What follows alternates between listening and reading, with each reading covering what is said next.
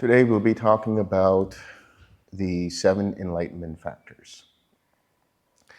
Before we get into the topic of jhanas, which we will start tomorrow, it's important to understand what jhana is, right?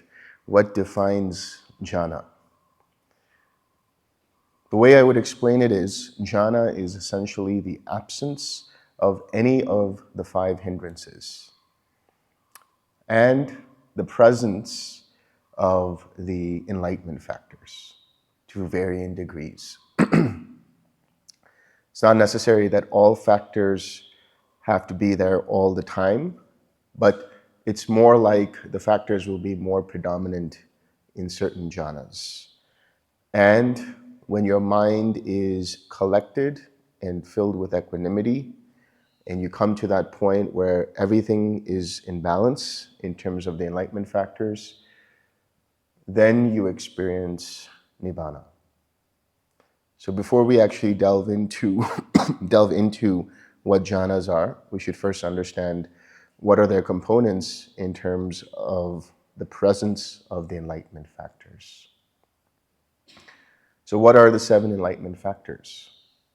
Mindfulness, investigation, energy or effort, joy, tranquility, collectedness, and equanimity. So mindfulness, that's sati in Pali, mindfulness. We've touched upon this a few days ago when we talked about how mindfulness is essentially remembering to observe how mind's attention moves from one object to the other. That's quite the statement. What does it mean to remember to observe how mind's attention moves from one object to the other?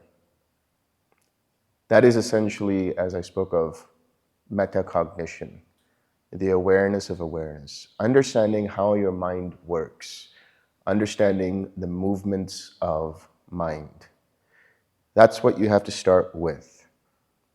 So when you sit down for practice, when you sit down to meditate, where is your mind? Notice what is present in your mind.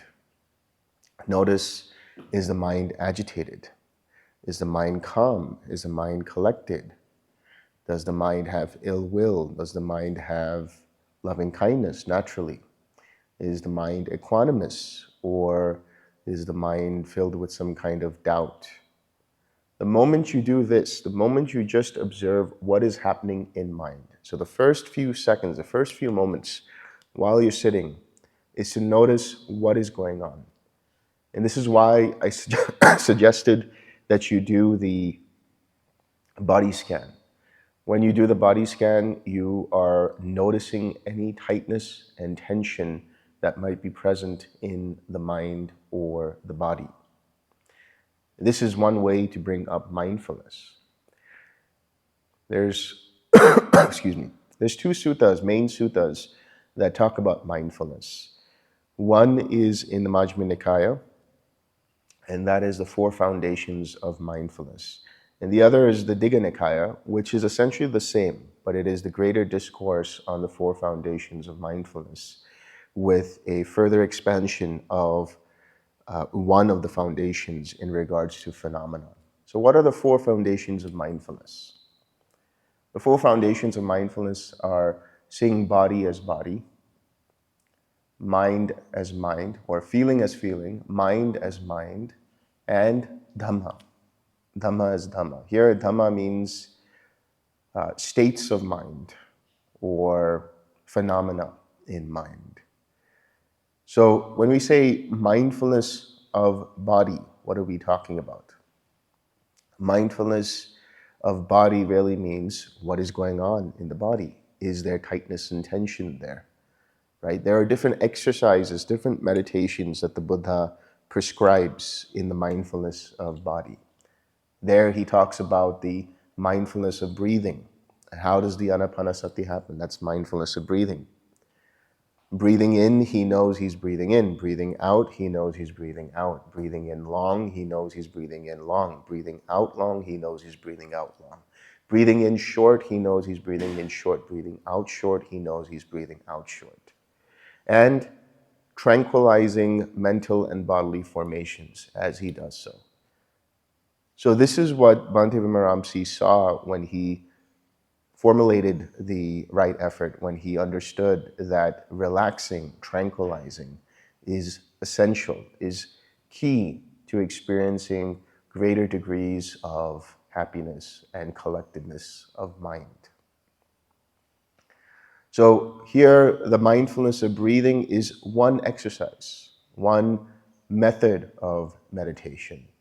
Another method of meditation is looking at the asubha aspect of the body. Asubha here means the impurities of the body, seeing the body as basically made up of different components, made up of the different organs, the different systems. So looking at the digestive tract, looking at the stomach, the spleen, the bladder, looking at the bones, looking at the nervous system, looking at the mesentery, looking at different levels of the body, and realizing that this body is indeed impure. It is essentially a sack of bones, a bag of bones, as the Buddha would describe it.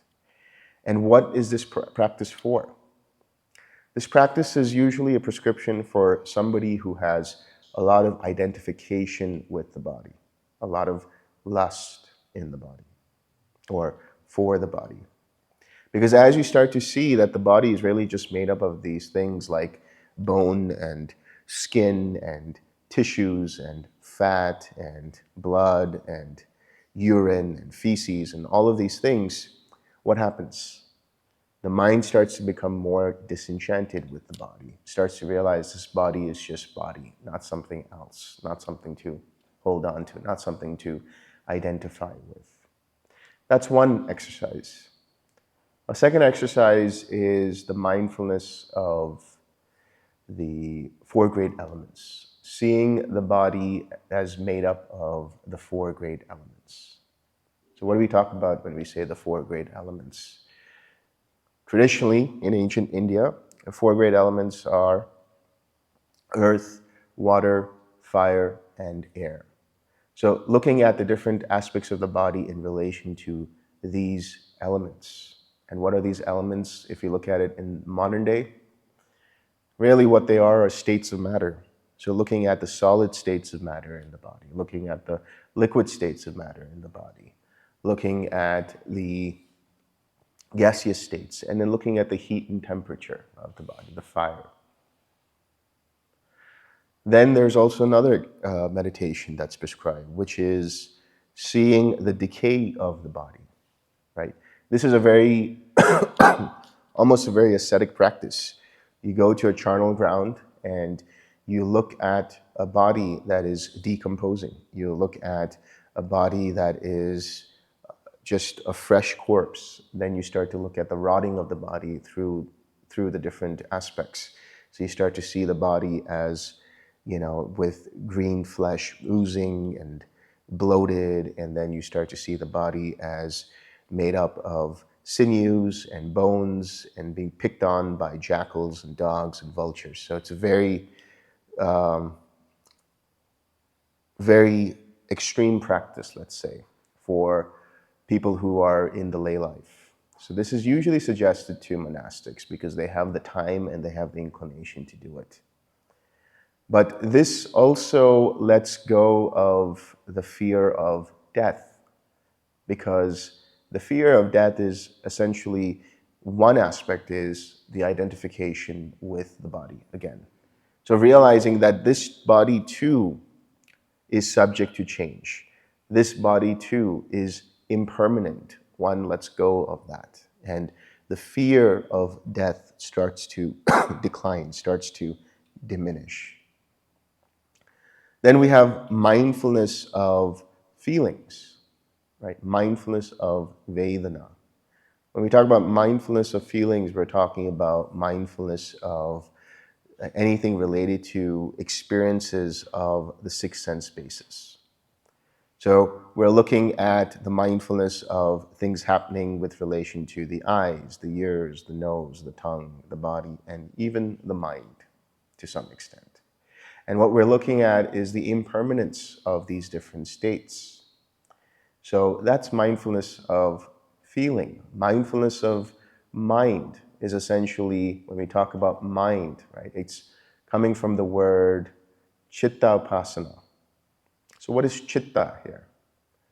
Chitta can be understood as consciousness, it can be understood as mind, it can be understood as mindset. I like to use the word mindset because mindset denotes the idea that it is really a collection of similar thought patterns coming together to bring up a mindset. The same way a mood is basically a collection of similar emotions that cause you to be in a certain mood throughout the day. You say that person is in a unhappy mood. It's because the different kinds of emotions they're feeling throughout the day are unhappy, are sad, are depressed. Likewise, when we talk about mindset, there's different kinds of mindsets.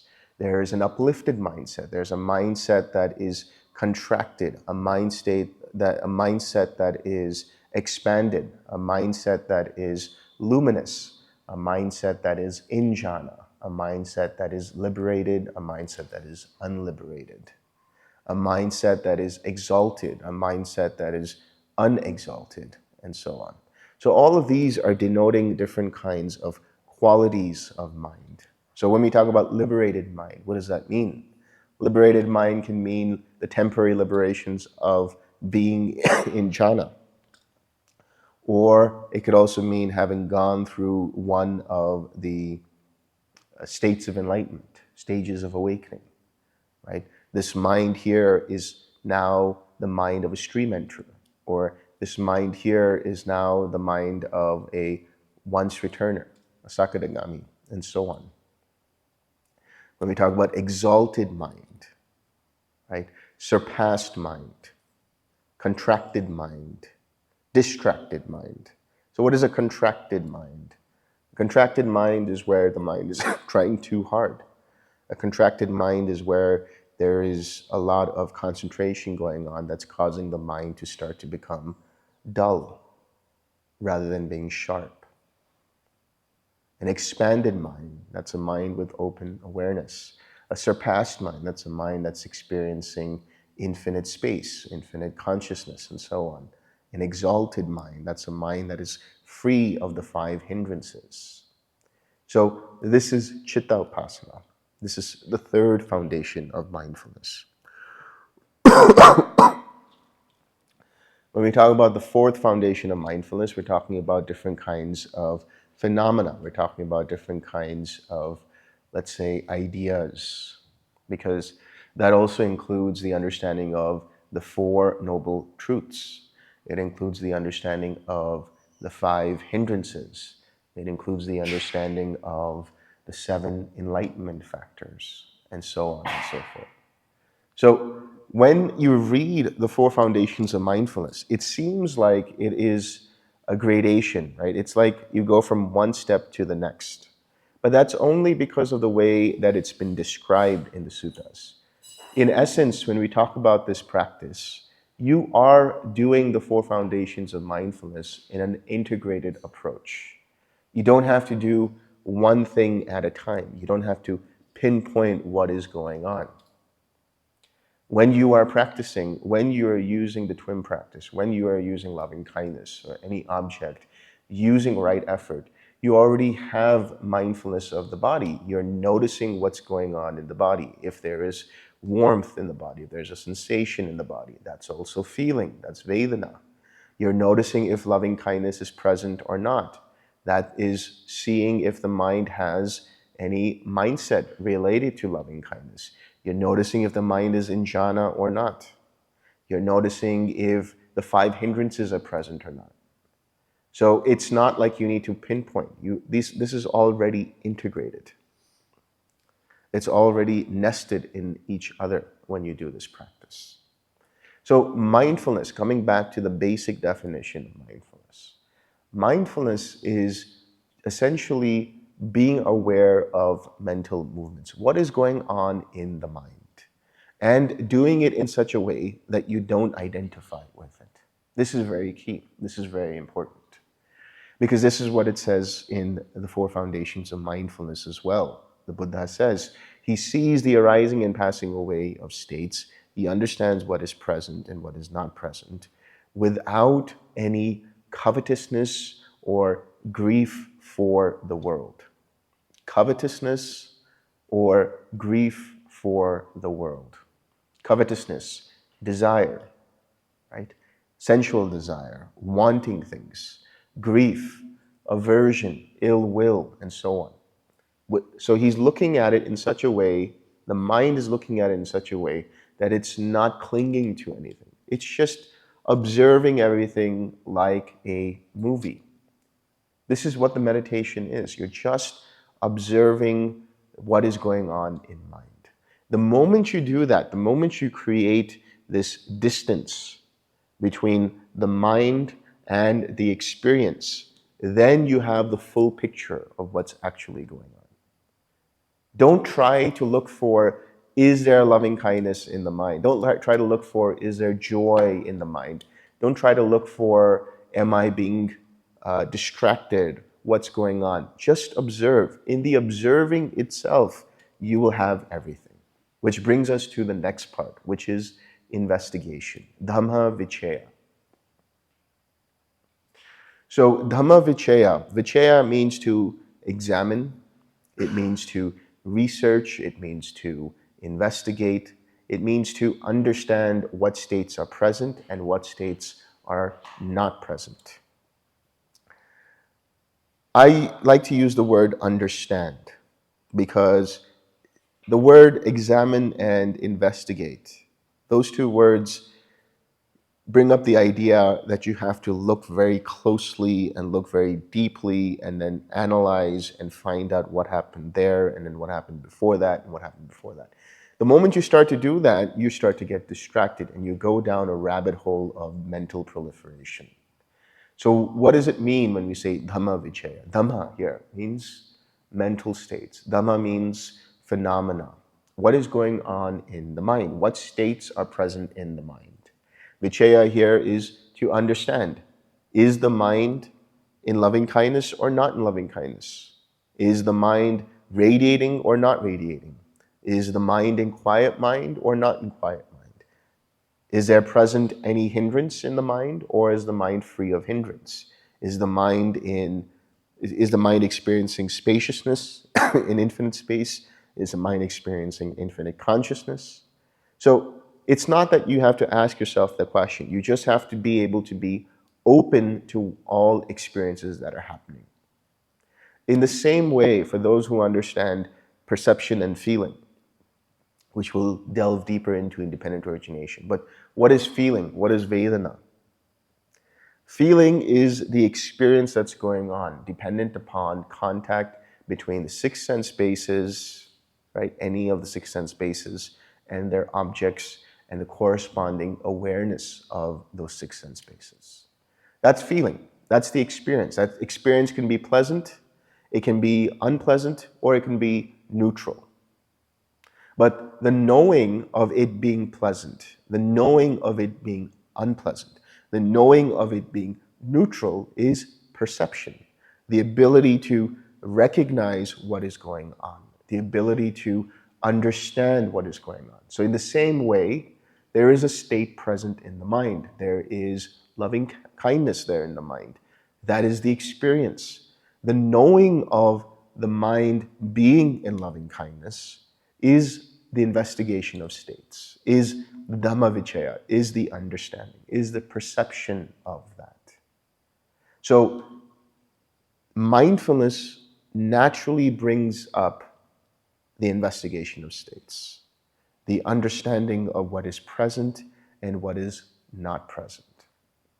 From here we go into virya, which is energy, which is strength, which is effort, which is exertion. Now, when we use the word effort or exertion, we don't mean that you have to make a big effort to do something. It's essentially making the effort to relax and let go.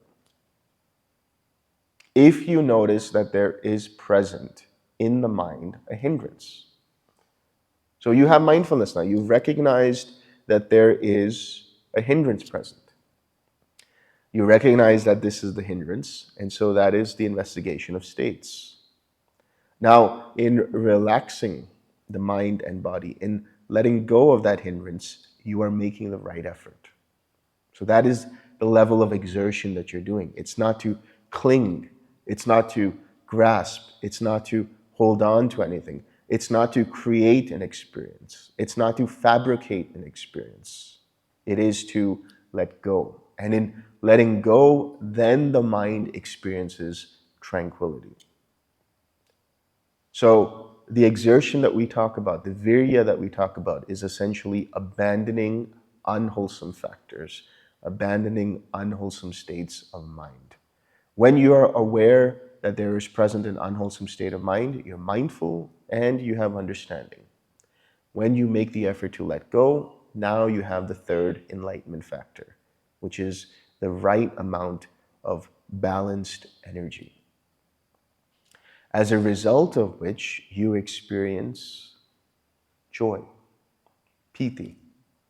So now this joy can be experienced in the first and second jhana, which we'll talk about tomorrow.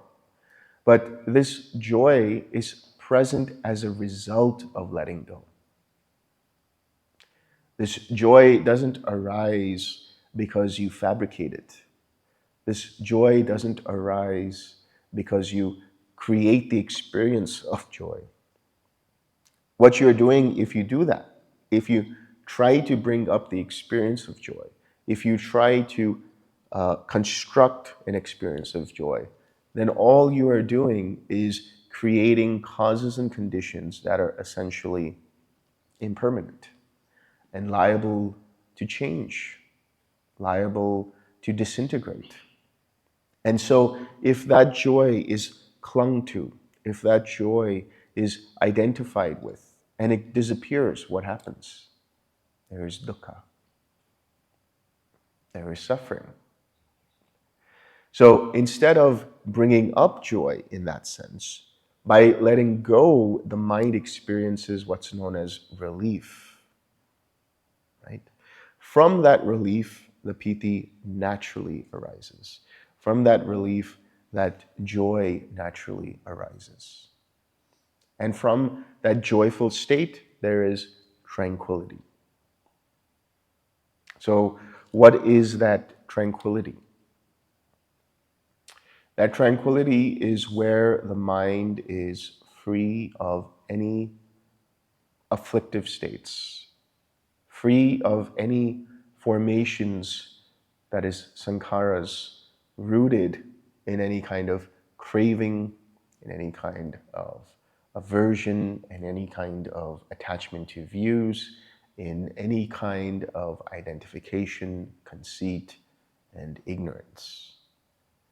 So every time you do the relaxed step, you are essentially tranquilizing formations, bodily formations, and so on.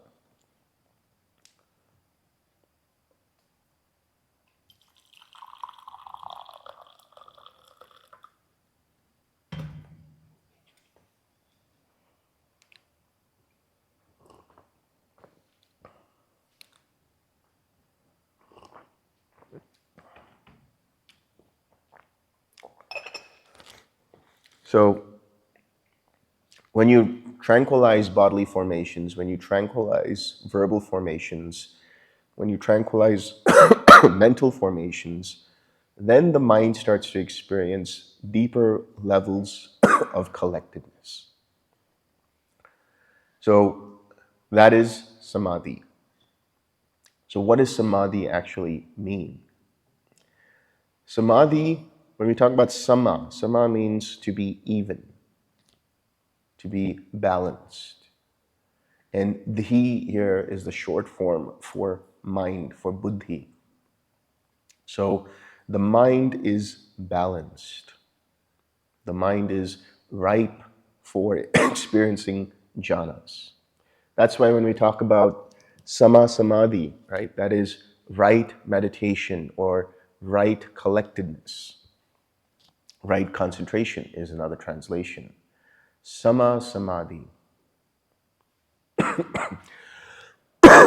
Sama samadhi arises when everything else comes into the mind. That is to say, mindfulness naturally leads to investigation. That is the knowing of what is present and not present. That leads to proper relaxation and energy. Right? That leads to joy. That joy naturally leads to a tranquil mind where there is the stilling of formations. The mind is relaxed. The mind is free of hindrances, free of any agitation and activities. As a result of that, then there is samadhi. Then the mind becomes unified. So when we talk about samadhi, when we talk about unification of mind, there's an analogy that I like to use. Generally, the understanding would have been that it is one-pointed. The mind becomes singularly focused on an object, and to the point that it disregards everything else around it, right? Then when that happens, the mind becomes one with the object of meditation. This is experienced in different traditions. The mind or the self becomes one with whatever it is. It's absorbed with its object of meditation. But when we talk about unification of mind, when we talk about collectedness, excuse me, when we talk about collectedness, think of it in this way. It's like the mind is orbiting the object of meditation, orbiting around the loving kindness, for example. So in this case, the analogy here is the object of meditation, let's say it's loving kindness, or radiating in the six directions, or quiet mind. Whatever the object is, that is the object, and that is the planet, that's the earth. Now, the satellite that orbits around the planet, that is your attention, right? That is your mind's attention. And as long as it is orbiting the object of meditation, as long as it is in the vicinity, unified around the object of meditation, then it is experiencing samadhi. But if the satellite gets too close to the planet, what will happen? The gravity of the planet will start to pull it in, and it will crash onto the earth. We don't want that to happen. But if the satellite's orbit starts to become wider, and it starts to go out of orbit, and starts to go somewhere else into space, we don't want that to happen either. So what do we do if that happens? That means the mind's attention is distracted. So what do? We get somebody else out there in space and say, we need to bring the satellite back in, right? That is the 4 R's. We recognize the satellite is distracted, it's going somewhere else. And we relax, bring it back, right? We smile and we bring it back into orbit. And all is well with the world again. So the utility of right effort, right, brings about naturally progressive samadhi. And as your mind starts to become more collected, it will start to experience the different jhanas. The first jhana, the second jhana, the third, fourth, and so on. From this samadhi, there comes upekkha. So this upekkha is translated as equanimity. So this equanimity, what does that mean? Equanimity, upekkha. Here, the mind is free from dualities of pain and pleasure, wholesome and unwholesome. It is completely balanced. When somebody is in a state of equanimity, you will know it because of the way that they move, because of the way that they talk, because of the way that they walk. There's a certain, it's like they're floating, right? And you listen to them in the interviews. How's your meditation going? Everything is fine. It's all good. So the mind there is unaffected one way or the other. An unwholesome state is present. It's okay. It's fine. It's all good. I'm just going to let it go. A wholesome state of mind is present. There's joy coming up. There's piti coming up. The first jhana is coming up. There's greater degrees of sukha coming up in the second jhana. That's okay. It's all good. The only way you can have that upekkha is if you have that attitude of being a moviegoer, of just watching what's happening on the big screen. If you have that attitude, right, then you have naturally that metacognition, that ability to observe the qualities of mind without getting affected or identifying with those qualities of mind, without getting caught up in them. So mindfulness leads to understanding. Understanding leads to the proper effort. The proper effort leads to joy. Joy leads to tranquility. Tranquility leads to collectedness. Collectedness leads to equanimity. Now that equanimity strengthens whenever it strengthens the next cycle of mindfulness. And this is what's happening as you continue with this practice. The mindfulness becomes deeper, the understanding becomes sharper, the energy becomes more balanced, the joy becomes more tempered, not necessarily more joy. Because believe it or not, joy is overrated. I know everybody wants to be happy. I know everybody wants to have joy. I know everybody wants to feel bliss. But it is overrated, guys. There's something better than that.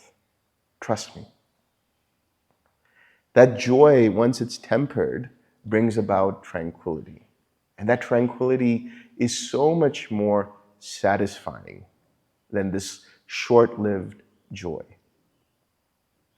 Then that joy brings about that concentrated mind, that naturally collected mind. And from there, there's equanimity. That is the highest. That is why when we talk about the Brahma Viharas in that order, it's the metta, loving kindness, then the compassion, the karuna, then the empathetic joy, the mudita, and then finally upekkha. Upekkha, or equanimity, is the last Brahmavihara to be experienced before the mind goes into what's known as pabhasara citta. Pabhasara citta means the luminous mind. Buddha has talked about this. He says, luminous is the mind, monks. Luminous is the mind. But due to adventitious defilements, the mind becomes cloaked and covered by these defilements. But in essence, the mind is naturally luminescent or luminous. And so what you're doing with this practice is starting to uncover those defilements. First at a shallow level, at a surface level, but at deeper levels, as you continue to let go, as you continue to use the 4 R's, the defilements that are deeper start to get more and more uprooted. And then there is this great amount of luminosity, brilliance, radiance of the mind. And then when you experience that, then the mind is utterly quiet. Absolutely no movement at all. There is immense relief in that. And eventually the mind then experiences nibbana. So when we talk about the factors of awakening, the enlightenment factors, they are essential to this practice. But understand that it's not essential for you to look for them. It's not essential for you to bring them up. They will be They will arise and they will continue to be so as long as your mind stays with the object of meditation. And more importantly, right effort. When you're doing right effort, when you're doing the 4 R's, when you are recognizing, relaxing, re-smiling, and returning, you are naturally bringing up these enlightenment factors. Because as soon as you recognize a hindrance, you have regained your mindfulness. And the fact that you recognize that the mind is distracted, now you have investigation. Now you have understanding that there is present this. As soon as you then relax, then you have balanced in your efforts. Now you have balanced energy. You have abandoned the unwholesome state. And because you've relaxed, you have tranquility. And as a result of being tranquil, your mind feels relief. In that moment, when you're relaxed, the mind experiences a mundane form of nibbana, as a result of which there is this joy that arises, anchored by the smile. And then when you return back to your object of meditation, your mind becomes naturally collected, orbiting around the object of meditation. So long as you are able to remain, excuse me, so long as you are able to remain unaffected by the hindrance present, and you're saying, okay, it's just this, you have the beginnings of equanimity. And if you continue down that path of the 4 R's of recognizing, relaxing, re-smiling, and returning, then equanimity starts to become more tempered and it starts to become more present in the mind. So every time you use right effort, you are naturally bringing the enlightenment factors into balance, as a result of which you will start to experience jhanas, which we'll talk about tomorrow. Any questions? Yes?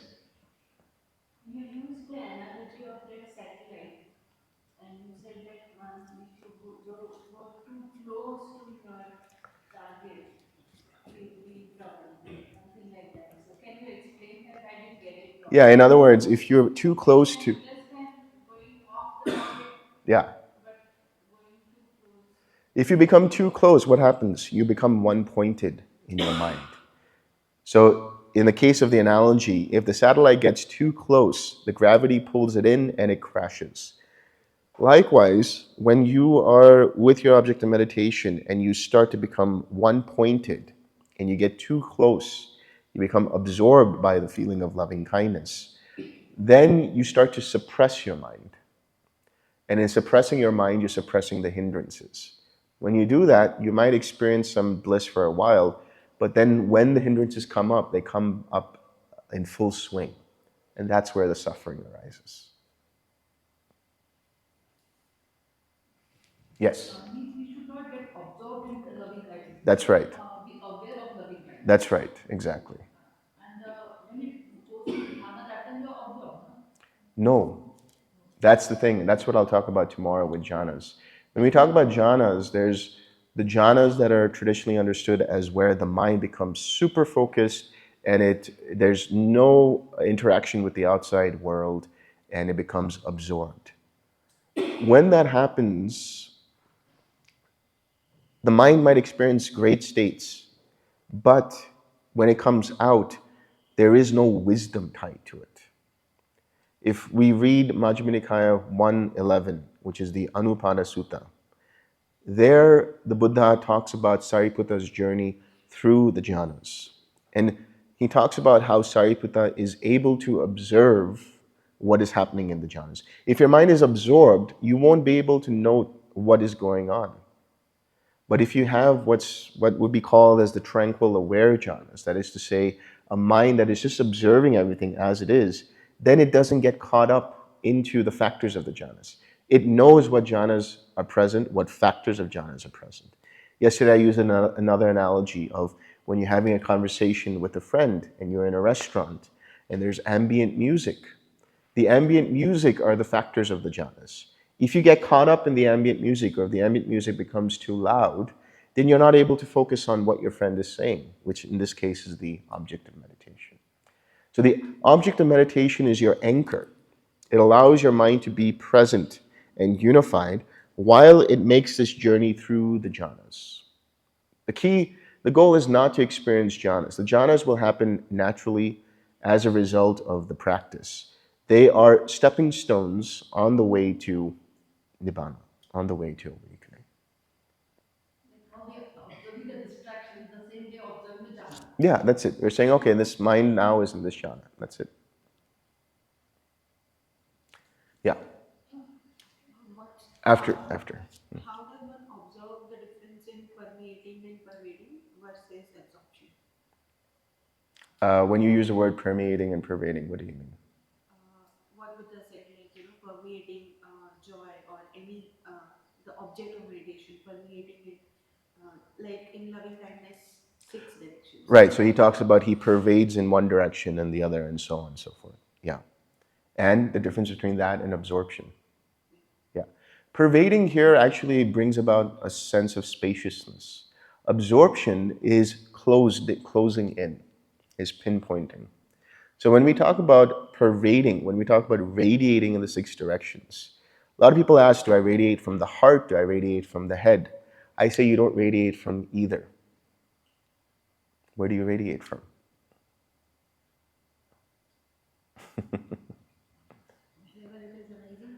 No.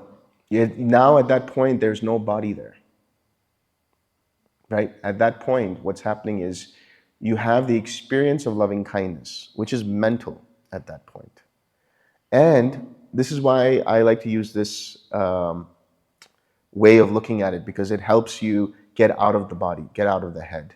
Because if you start radiating from the head, what happens is people experience pain and tension because they're trying too hard. They're forcibly pushing out the feeling of loving kindness from the head.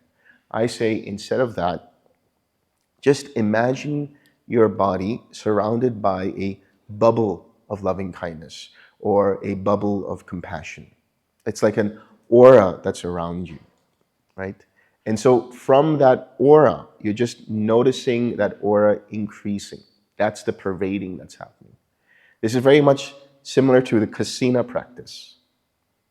When we talk about kasina, it's generally understood that kasina is you take a color or you take an element and then you become very absorbed in that. But if you think about the word kasina, which comes from the Sanskrit kritsna, it actually means to expand, to pervade. So in the same way, when you are pervading, when you are radiating, you're just allowing the feeling to expand on its own. The direction is just your observation. You're saying, okay, let's observe what's happening in this direction. And you're just observing the aura starting to radiate in this direction, and then in this direction, and so on and so forth. Whereas the absorption is like you're trying too hard. You're making a forcible effort. So in the example that you use of watching like a movie, can we say it becomes like, the brightness of screen increasing? You don't focus on a central point. You just observe the brightness that is increasing Right. all around. Right, so you're not just focused on one character of the movie. You're not just focused on one set of the movie. You're looking at the whole picture. You're looking at what's going on with this character and this scene and that scene and so on. Yeah. Can you explain once again Samma Samadhi? Samma Samadhi means right collectedness, right? Samma Samadhi arises when the right factors are present. That is to say, the mindfulness, which naturally leads to understanding, which naturally leads to energy, which naturally leads to joy, then tranquility, and then as a result, there is samadhi. So now another way of looking at it is Samma Samadhi is the 8th fold in the Eightfold Path. You cannot have Samma Samadhi unless you have unless you have samasati, unless you have right mindfulness. You can't have right mindfulness unless you have right effort. You can't have right effort unless you have right livelihood, right action, and right speech. You can't have those unless you have right intention, and you can't have that unless you have right view. So all the factors have to be present in the mind, in the day-to-day experience of what's going on in order for samadhi to happen. So we cannot translate samadhi as concentration, as your samadhi means balanced mind. Balanced mind, unified mind, collected mind, yes. Also, prior question I was having doubt. You said regarding we have to imagine that there is bubble. So regarding six directions, sometimes it happens that, as you said, that we force. So can you explain once again how to do it again? Yeah, so you imagine.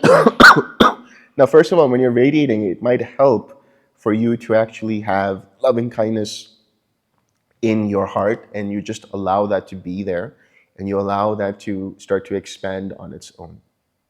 So, when we talk about the first jhana and the second jhana, it says he permeates the body with joy and stuff. Really, he's observing the permeation happening. There's no willful permeation. It's just looking at things happening on their own. So when you start to notice that the mind feels more expansive because the loving kindness is more expansive, then you imagine like it's like an aura around you. Then from that aura, you take a direction. You, with your attention as the spotlight, you go left or forward or above you or below you, and then you just observe. The mind is observing that this energy of loving kindness is being spread out in that direction, rather than you as a self trying to push it out. It's just observing what is happening naturally. That's right.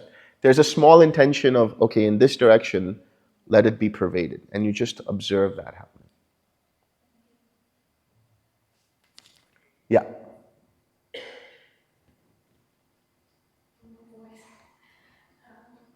Actually, I'm also aware of breathing at the same time.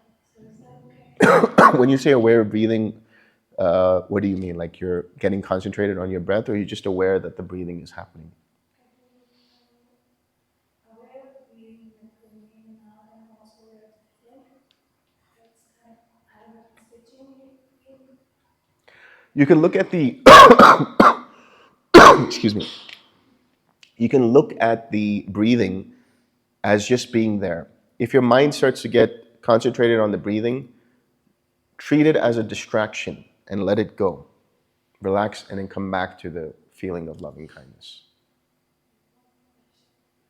So, like when we have to radiate loving kindness to a friend, to a spiritual friend, then at some point the friend goes away, and there's just a feeling of loving kindness. And I don't know if it's for me or for someone, it's just there. So is that okay? That's okay. And I think what I would suggest is in that case, just have the understanding that the friend is in your heart as you're feeling the loving kindness. Yeah. In subtler states of mind, where mind becomes relaxed and then quiet and then dull, how does one bring up energy? Because it's so subtle that it's like breathing puts you back to grosser state basically. Breathing, you said? So basically, my tendency is that if there is a subtler state, mind becomes quiet, legs quiet, and then dull, and the tendency to uh, bring more energies to breathe in rather than doing anything else. But breathing in, What does the dull mind, what does the dull mind feel like? it's very spacious, but things are happening, but there is this random. The attention is not there. It's very random. Things are happening, but the perception is like very dull. And then usually what happens in my case is that it becomes so dull that it feels like napping and then coming up from the nap basically. And does your mind feel groggy? No, no, it feels very bright, very good. It's really good nap. But then I start from scratch and then goes back to the same mind. Then I come, get up from nap. So basically, how do I bring more energy but not go to a grosser state and start again? Basically, Let me talk to you about this in the interview.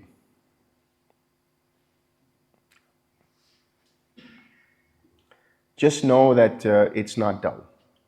Let it be, it's fine. Because yesterday you asked that question, what is the difference between being in neither perception and non-perception and sloth and torpor? We're jumping ahead of ourselves, but I'll explain it now because I'll be talking about quiet mind. What happens is the mind experiences a very quiet space where it starts to experience winking out, which means it feels like the head is bobbing. It feels like, the mind is starting to fall asleep, but it's also alert at the same time. This is one state of mind which has nothing to do with dullness and sloth and torpor. Sloth and torpor seems like it could be that, where the same situation is present. However, the mind feels heavy. The mind feels like it's groggy. Like, when you've woken up from a very long nap and you don't know where you are and what's going on. That's how the dullness is. There's just like this, it's like there's resistance in the mind. That's dullness. Whereas here, what's happening is the mind is starting to experiencing deeper levels of quiet. And if that's happening, then that's okay. Just keep going. See what happens. There's nothing else to do there. You don't have to bring up because as soon as you bring up the breathing, you know what you're doing? You're basically starting over.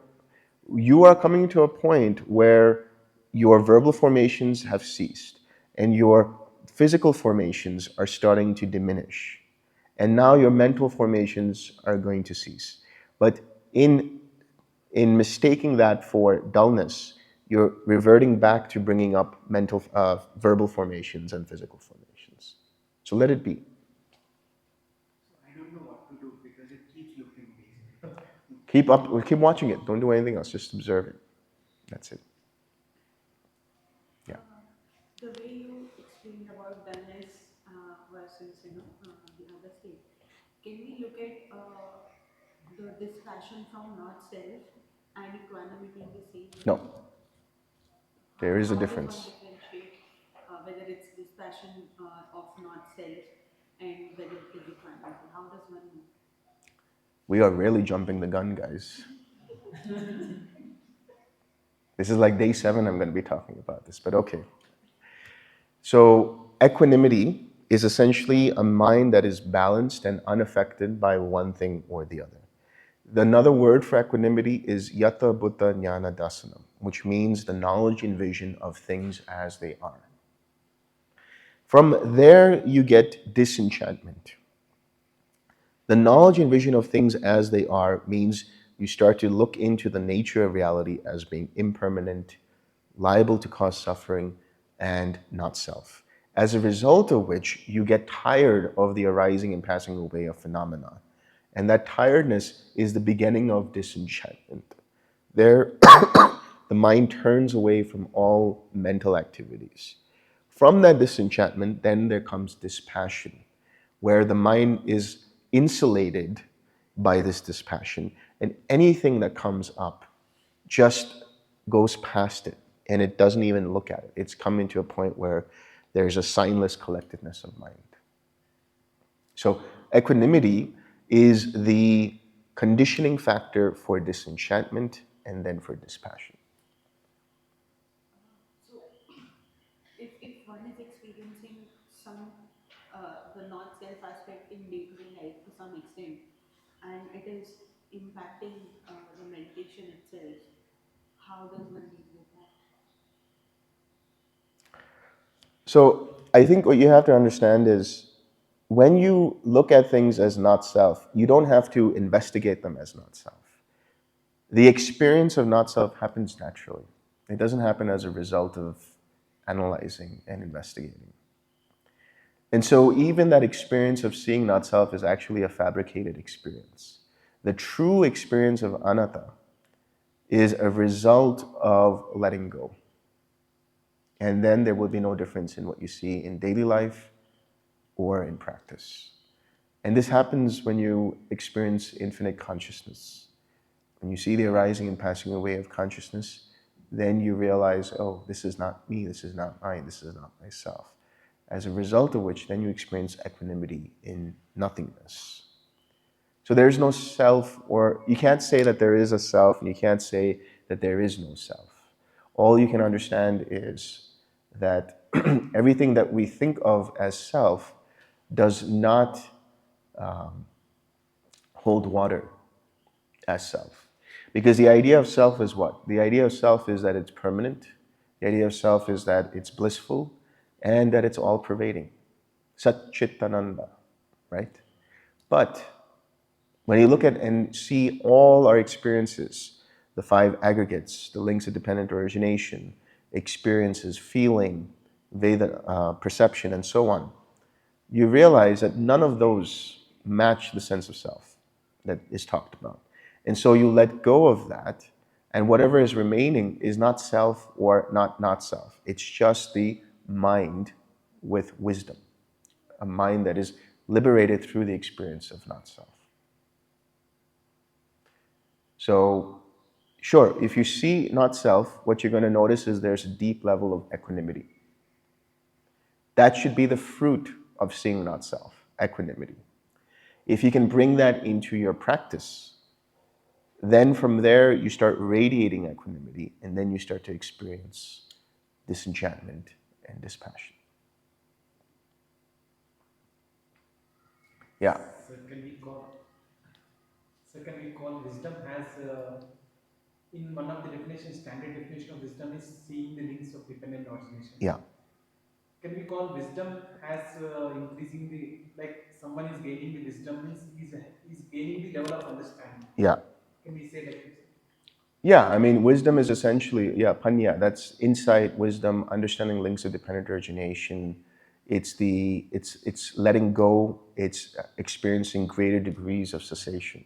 These are all different ways of understanding wisdom or looking at wisdom. Yeah. No, you. The four foundations somehow talking about the aggregates. Yes. So how is the analogy? I mean, it's easy to understand about body and feelings. Yeah. But how do the others will go? So we have the five aggregates. We have body, feeling, perception, consciousness, and formations. So actually, the body, mindfulness of body is related to form with body. Mindfulness of feeling is related to feeling. Perception is related to mind or mindset. Then consciousness is also related to mindset. Formations are related to mindfulness of phenomena. Yeah. Apart from mindfulness, I wanted to, if there's a distraction, so should we see as in the distraction there is anger. So should we see anger as anger, observe it, and then you become dispassionate about it? You recognize there's anger, you relax, you re-smile, and you return. That's what you do. But it doesn't relax immediately. So if you're just observing for some time, No. If it takes time, it takes time. You just notice anger is there, you relax, you re-smile, and you return. Anger is still present, do the same thing again. What's the point of observing anger until it goes away? The more attention you give to anger, the more anger will come up. You have to let go and replace the anger with something. That is the Buddha Dharma.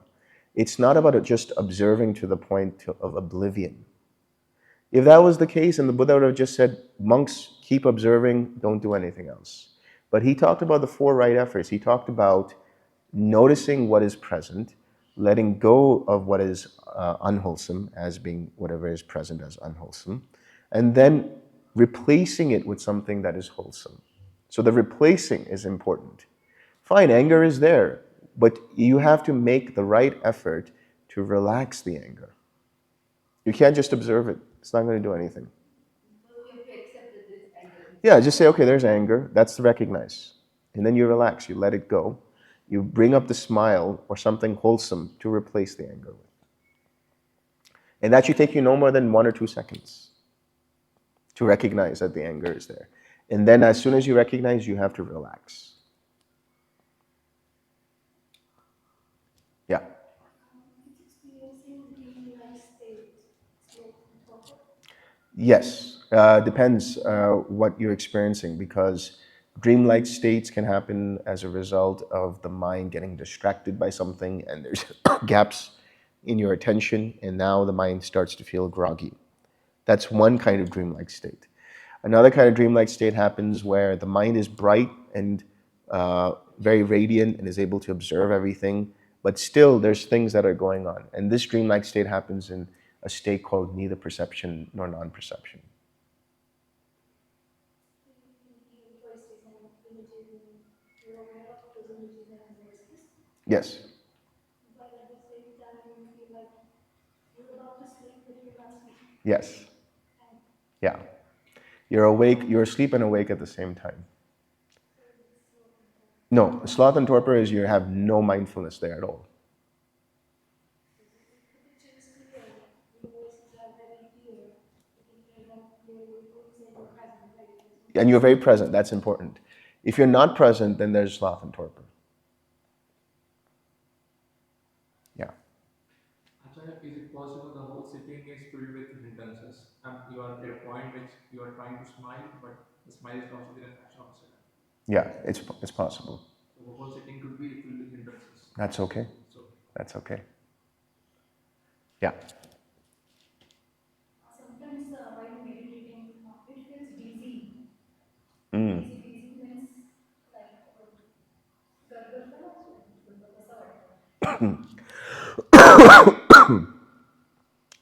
Is it uncomfortable? while meditating, sometimes it's okay, then suddenly it's floated in its not understanding. What is your object there? 6 directions. 6 directions. This can happen in infinite space. Sometimes people feel like, what is up, what is down, what's going on? Suddenly it happens. Yeah. Then I stop. Just let go of any resistance to that. Yeah. I have a question to her. She said that we doing perception or non-perception, neither perception. We think we are awake or we are sleeping. There is sometimes there is we say blank space type. Yes. So what is that state? So you're talking about in neither perception, non-perception? Or maybe somewhere in the quiet mind also, we think that we are not aware of what we are doing, and again we are coming back.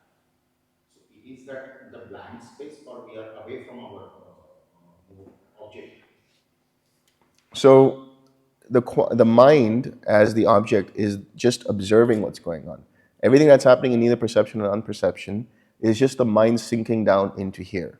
And then when there's a blank and nothing is going on, there's an awareness that there's a blank there.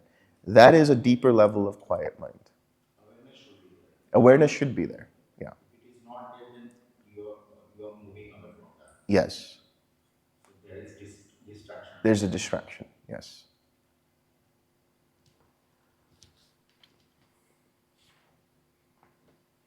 Yes.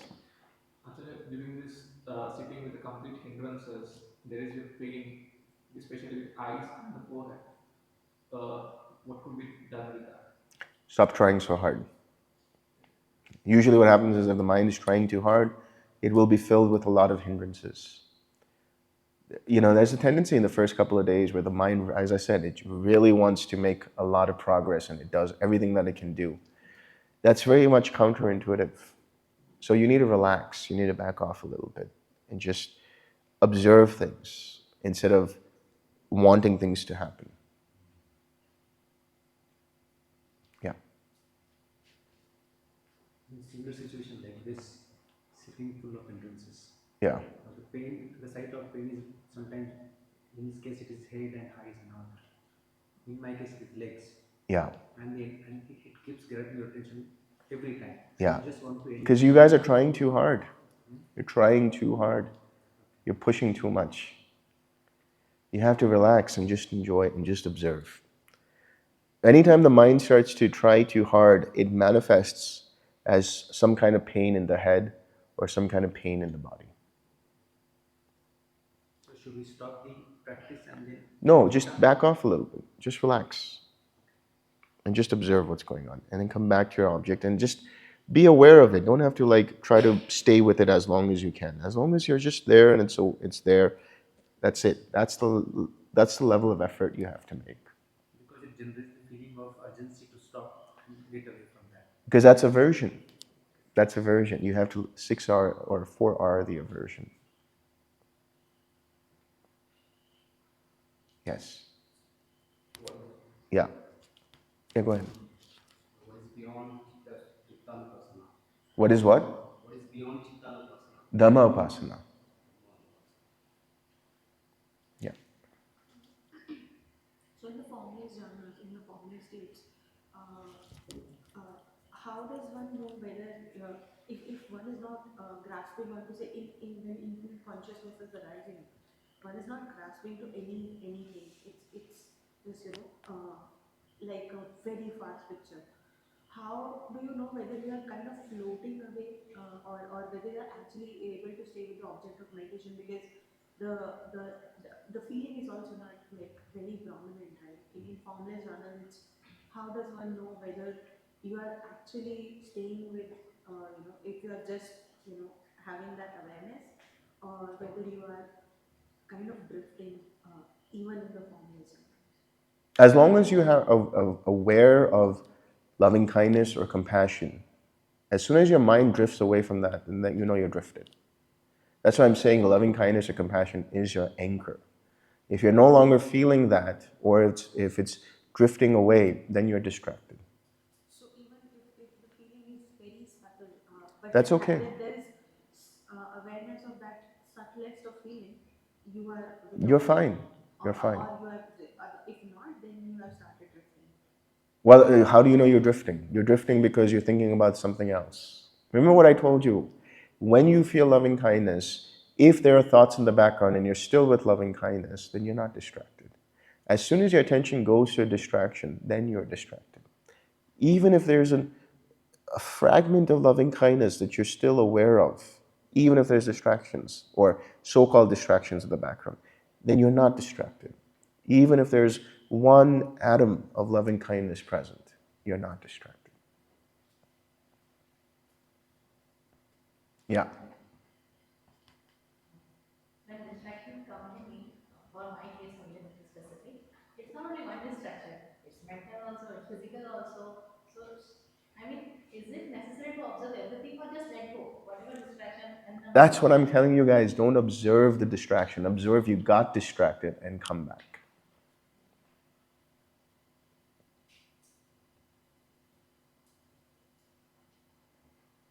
Yeah. Just general question.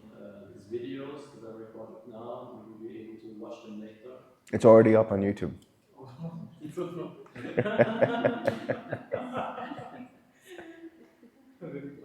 Yeah, we work fast here.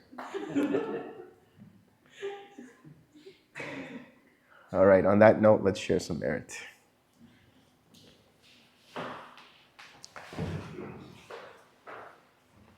May suffering ones be suffering free, and the fear-struck fearless be.